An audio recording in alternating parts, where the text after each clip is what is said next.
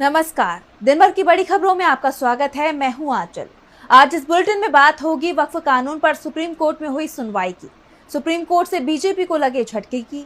देखेंगे कैसे पाकिस्तान की पोल खोलेगा भारत। क्यों तमिलनाडु सरकार ने केंद्र पर किया मुकदमा। जानेंगे नेशनल हेराल्ड मामले में हुई सुनवाई को। और बुलेटिन के आखिर में देखेंगे जाने माने कार्टूनिस्ट इरफान की किस खबर पर पड़ी तिरछी नजर।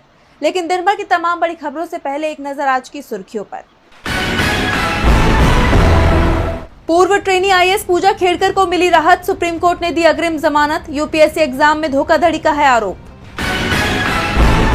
पूर्व पीएम राजीव गांधी की पुण्यतिथि, देश ने उन्हें किया याद। राहुल गांधी खड़गे ने समाधि स्थल वीर भूमि जाकर दी श्रद्धांजलि।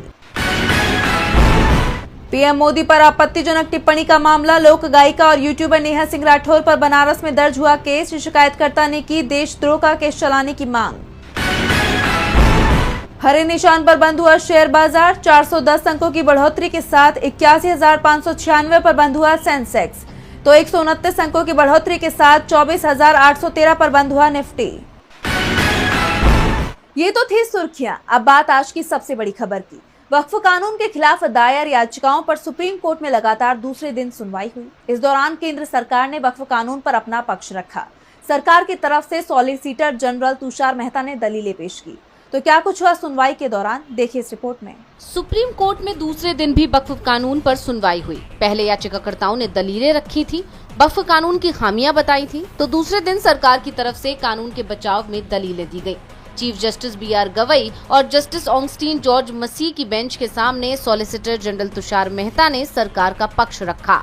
उन्होंने कोर्ट से कहा कि कानून बनाना संसद का अधिकार है, इसलिए इस कानून पर रोक नहीं लगाई जानी चाहिए। तुषार मेहता ने नए कानून के सेक्शन 3 के तहत कमिश्नर की जांच पर सफाई देते हुए कहा कि कमिश्नर का फैसला अंतिम नहीं होगा। अगर कोई पक्ष कमिश्नर की जांच से संतुष्ट नहीं है तो वक्फ ट्रिब्यूनल जा सकता है। जब तक पूरी न्यायिक प्रक्रिया पूरी नहीं हो जाती तब तक वक्फ की उस संपत्ति से बेदखली नहीं होगी।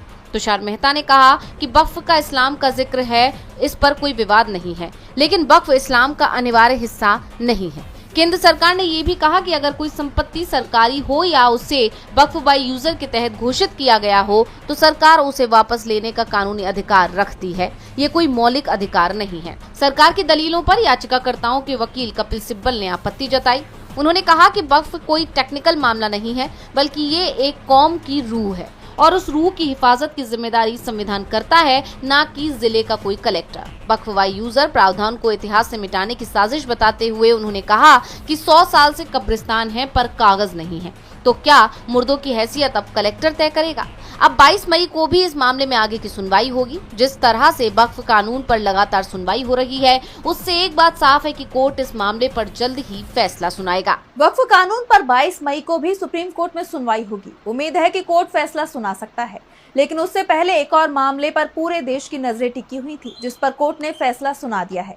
अशोका यूनिवर्सिटी के प्रोफेसर अली खान महमूदाबाद की याचिका पर कोर्ट ने बड़ा आदेश दिया है। तो क्या है पूरा मामला, देखिए इस रिपोर्ट में। अशोका यूनिवर्सिटी के राजनीति विज्ञान विभाग के एचओडी प्रोफेसर अली खान महमूदाबाद को सुप्रीम कोर्ट ने जमानत दे दी है। प्रोफेसर खान को ऑपरेशन सिंदूर को लेकर सोशल मीडिया पर पोस्ट करने के लिए 18 मई को गिरफ्तार किया गया था। प्रोफेसर खान का कहना था कि उनकी पोस्ट राष्ट्रभक्ति से प्रेरित थी, जिसे गलत अर्थों में लिया जा रहा है। सुप्रीम कोर्ट में जस्टिस सूर्यकांत की बेंच में हुई सुनवाई के दौरान प्रोफेसर खान के वकील कपिल सिब्बल ने पूरी पोस्ट पढ़कर सुनाई और कहा कि प्रोफेसर खान ने युद्ध की मांग कर रहे लोगों की आलोचना की है, न कि देश या उसकी सेना की। सुनवाई के दौरान सुप्रीम कोर्ट ने हरियाणा पुलिस से भी सवाल किया, क्या प्रोफेसर ने महिला अधिकारियों के खिलाफ कुछ कहा। कोर्ट ने माना कि प्रोफेसर अली खान की पोस्ट पर भले ही विवाद हो, लेकिन उसमें सीधे तौर पर कोई आपराधिक इरादा साबित नहीं होता। इसी आधार पर उन्हें अंतरिम जमानत दी गई। इसके साथ ही जस्टिस सूर्यकांत और जस्टिस एन कोटेश्वर सिंह की पीठ ने हरियाणा के पुलिस महानिदेशक यानी डीजीपी को निर्देश दिया कि वो इस मामले की जांच के लिए 24 घंटे के अंदर आईजी रैंक के अधिकारी के नेतृत्व में 3 सदस्यीय विशेष जांच दल यानी एसआईटी का गठन करे, जिसमें एसपी रैंक की एक महिला अधिकारी भी शामिल हो। प्रोफेसर महमूदाबाद की गिरफ्तारी को लेकर अशोक यूनिवर्सिटी के छात्र लगातार प्रदर्शन कर रहे थे। 1100 से ज्यादा बुद्धिजीवियों ने उनके समर्थन में पत्र लिखा था। अब इस मामले में एनएचआरसी ने भी सवाल उठाए हैं। आयोग ने कहा कि रिपोर्ट जिसमें उन आरोपों को बताया गया है जिनके आधार पर उन्हें गिरफ्तार किया गया है, वो खुलासा करती है कि प्रोफेसर ने मानवाधिकारों और स्वतंत्रता का उल्लंघन नहीं किया है, इसलिए एनएचआरसी ने रिपोर्ट की गई घटना का स्वतः संज्ञान लिया है। इसी के चलते एनएचआरसी ने हरियाणा के पुलिस महानिदेशक को नोटिस जारी कर 1 हफ्ते के अंदर मामले में विस्तृत रिपोर्ट मांगी है। एनएचआरसी ने भी महमूदाबाद की गिरफ्तारी पर सवाल उठाए हैं, तो सवाल मोदी सरकार पर भी खड़े हो रहे हैं। पहलगांव की घटना को लेकर विपक्ष ने मोदी सरकार पर सवाल खड़े किए हैं। भारत की तरफ से चलाए गए ऑपरेशन सिंदूर के बाद पाकिस्तान के खिलाफ एक और अभियान शुरू हो गया है। पाकिस्तान की करतूतों को दुनिया के सामने लाने के लिए भारत के सांसदों का डेलीगेशन रवाना हो चुका है। ये डेलीगेशन पाकिस्तान की पोल खोलेगा। देखिए रिपोर्ट। पाकिस्तान के पाले हुए आतंकवाद की पोल खोलने के लिए भारत का डेलीगेशन विदेश रवाना हो गया। आज 3 डेलीगेशन के सदस्य विदेश यात्रा पर निकले हैं। बचे हुए 4 और डेलीगेशन 22 और 23 मई को रवाना होंगे। इन डेलीगेशन में सभी दलों के सांसदों के साथ कई राजदूत भी शामिल हैं। 59 सदस्यों वाले इस डेलीगेशन में 51 सांसद हैं। ये सभी पहलगांव आतंकी हमले का बदला लेते हुए चलाए गए ऑपरेशन सिंदूर और पाकिस्तान में पल रहे आतंकवाद पर देश का पक्ष रखेंगे। करीब 33 देशों में ये डेलीगेशन पहुंचेगा। जिन मुख्य मुद्दों पर इस दौरान फोकस रहेगा, उसमें बताया जाएगा कि हिंदुस्तान ने पाकिस्तान के किसी भी सैन्य ठिकानों को निशाना नहीं बनाया था, न ही आम लोगों को निशाना बनाया। सांसदों को कुछ सबूत भी दिए गए हैं, जिनमें वो बताएंगे कि पहलगांव हमले में पाक समर्थित आतंकी संगठन द रेजिस्टेंस फ्रंट यानी टीआरएफ की भूमिका थी, जिसको बचाने में पाकिस्तान ने पूरी ताकत लगा दी। भारत का डेलीगेशन जिन देशों में जाएगा, उनसे आतंकवाद के खिलाफ खुलकर बोलने की अपील करेगा। साफ है, भारत अब पाकिस्तान को पूरी दुनिया में अलग थलग करने की कोशिश कर रहा है। बता दें कि पहलगांव की घटना को 1 महीना हो चुका है, लेकिन अभी तक पहलगांव हमले के गुनाहगार पकड़े नहीं गए हैं, जिसको लेकर विपक्ष ने सवाल खड़े कर दिए हैं। कांग्रेस नेता जयराम रमेश ने मोदी सरकार से सवाल पूछा है कि पहलगांव हमले के गुनाहगार कब पकड़े जाएंगे। उन्होंने कहा, पहलगाम के आतंकवादी कहाँ हैं? 1 महीने होने वाले हैं, अभी 1-2 दिन में 1 महीना होने वाला है, आज भी नहीं पकड़े गए। कहाँ हैं? नामो निशान, उनकी जानकारी कहाँ है? अब कांग्रेस के इन सवालों से मोदी सरकार बुरी तरह घिरती दिखाई दे रही है। भारत आतंकवाद के मुद्दे पर पाकिस्तान की पोल खुलेगा, तो देश में मोदी सरकार से भी सवाल पूछे जा रहे हैं कि पहलगांव के गुनहगारों को अब तक सजा क्यों नहीं दी गई। उल्टा जहां सरकार एनडीए की नहीं है, वहां के लोगों को परेशान किया जा रहा है, और इसी के चलते तमिलनाडु सरकार तो सुप्रीम कोर्ट ही पहुंच गई। क्या है पूरा मामला, जानने के लिए देखिए रिपोर्ट। तमिलनाडु की स्टालिन सरकार ने केंद्र की मोदी सरकार के खिलाफ सुप्रीम कोर्ट में मुकदमा दायर किया है। मामला समग्र शिक्षा योजना के तहत 2291 करोड़ की राशि को न जारी करने का है। तमिलनाडु सरकार का आरोप है कि केंद्र सरकार इस फंड को रोककर राज्य पर 3 भाषा फॉर्मूला और 2020 की न्यू एजुकेशन पॉलिसी थोपने की कोशिश कर रहा है। राज्य ने केंद्र पर हिंदी को अनिवार्य करने का भी आरोप लगाया है। तमिलनाडु सरकार का कहना है कि केंद्र समग्र शिक्षा योजना और पीएम श्री स्कूल योजना को आपस में जोड़कर संघवाद का उल्लंघन कर रहा है। तमिलनाडु सरकार का तर्क है कि गरीब बच्चों की शिक्षा के लिए दी जाने वाली इस राशि को रोककर केंद्र सरकार तमिलनाडु को अपनी मर्जी के खिलाफ नीतियां लागू करने के लिए मजबूर कर रहा है। राज्य ने सुप्रीम कोर्ट से मांग की है कि केंद्र को जल्द से जल्द ये फंड रिलीज करने का आदेश दिया जाए। इसके साथ ही मूल राशि पर 6% ब्याज देने की भी मांग की गई है। तमिलनाडु का कहना है कि न्यू एजुकेशन पॉलिसी और पीएम श्री योजना तब तक लागू नहीं होगी जब तक केंद्र और राज्य के बीच इस पर लिखित समझौता न हो। सीधे शब्दों में तमिलनाडु ने केंद्र पर फंड रोककर दबाव बनाने का आरोप लगाया है और शिक्षा जैसे अहम मुद्दे पर अपनी स्वायत्तता की रक्षा की भी मांग की है। केंद्र के खिलाफ स्टालिन सरकार अब सुप्रीम कोर्ट पहुंच गई है, तो नेशनल हेराल्ड मामले में भी बीजेपी का दाव उल्टा पड़ता दिखाई दे रहा है। दिल्ली के राउज एवेन्यू कोर्ट में नेशनल हेराल्ड मामले में सुनवाई हुई। सुनवाई के दौरान सोनिया और राहुल गांधी की तरफ से पेश वकील अभिषेक मनु सिंघवी ने दलीलें दी। इस दौरान कोर्ट ने ईडी से कई सवाल किए। तो क्या कुछ हुआ सुनवाई के दौरान, जानने के लिए देखिए रिपोर्ट। नेशनल हेराल्ड मामले में ईडी की तरफ से दायर कथित मनी लॉन्ड्रिंग केस की चार्जशीट पर दिल्ली की राउज एवेन्यू कोर्ट में सुनवाई हुई। कोर्ट अब 2 जुलाई से 8 जुलाई तक हर दिन इस मामले की सुनवाई करेगा।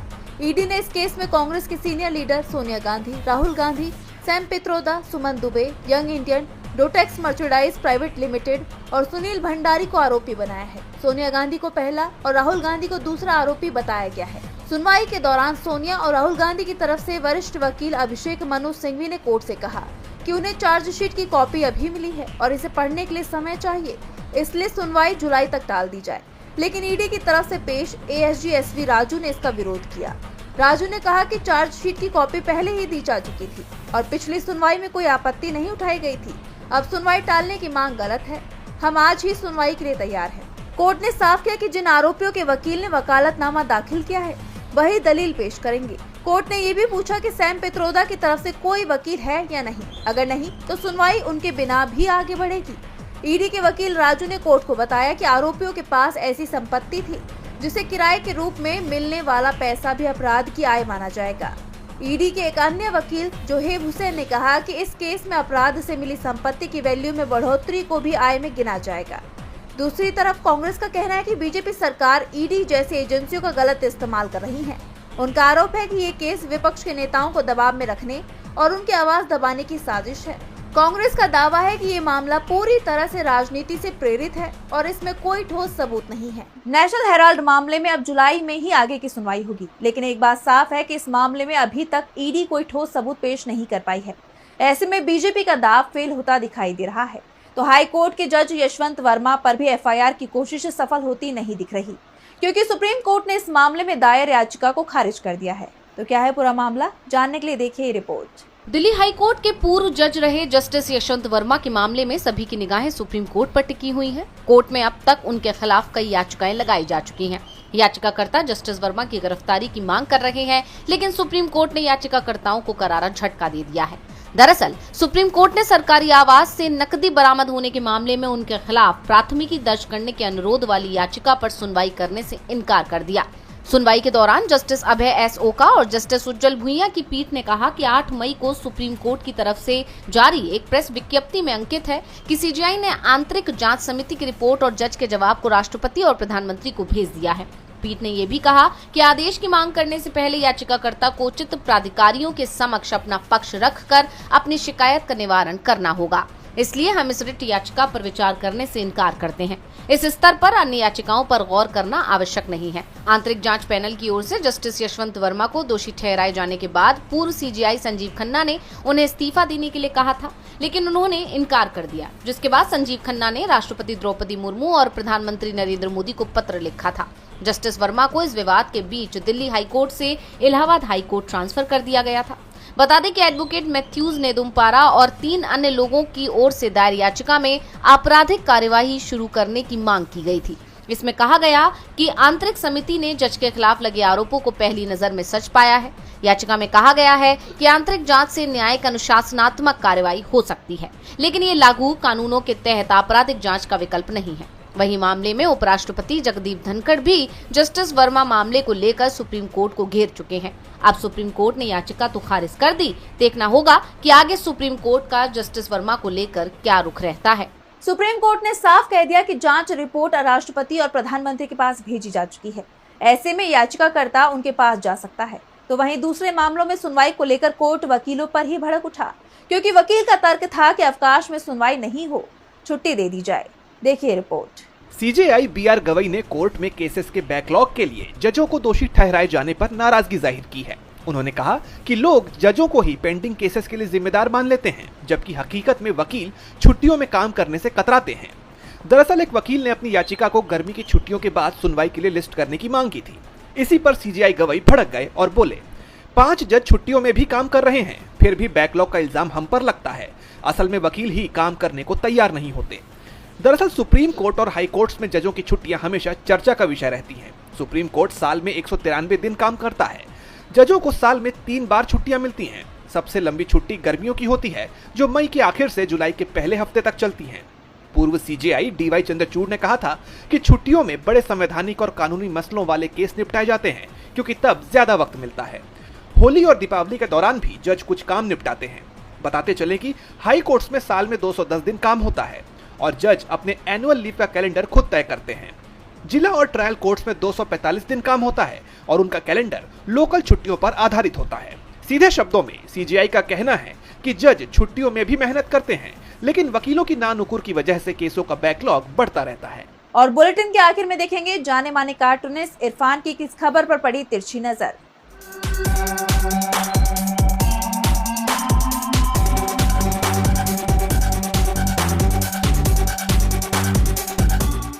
बदकिस्मती से सोशल मीडिया पर अपनी पोस्ट लिखने के बाद में गिरफ्तार हुए मुसलमान प्रोफेसर अली खान को आज सुप्रीम कोर्ट ने अंतिम जमानत दे दी।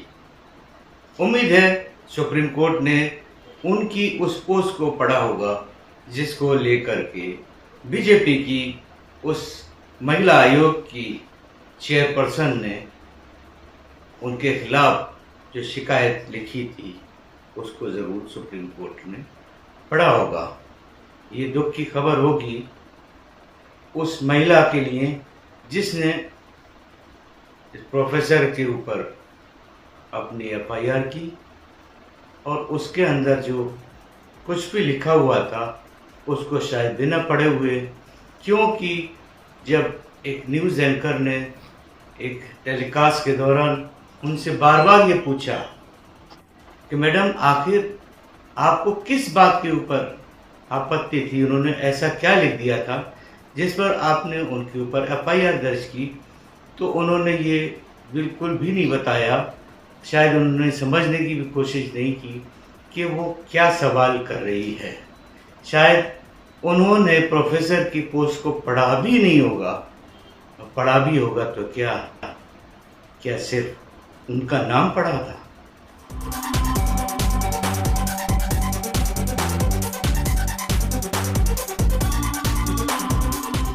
बहुत बहुत शुक्रिया इरफान जी। तो आज इस बुलेटिन में इतना ही। आप देखते रहिए डीवी लाइव। नमस्कार।